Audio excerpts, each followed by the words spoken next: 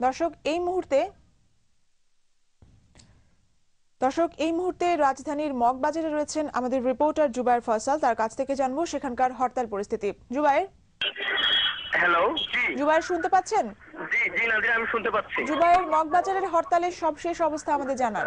নাদিরা, আমি এই মুহূর্তে ঠিক মালিবাগ মোড়ে অবস্থান করছি। তো এখানে সকালবেলায় জামাত ইসলামী এবং ছাত্র শিবির সহ আরো বেশ কিছু মানুষ এখানে মিছিল করেছে হরতালের সমর্থনে, এবং পুলিশ 3 জনকে আটক করেছে।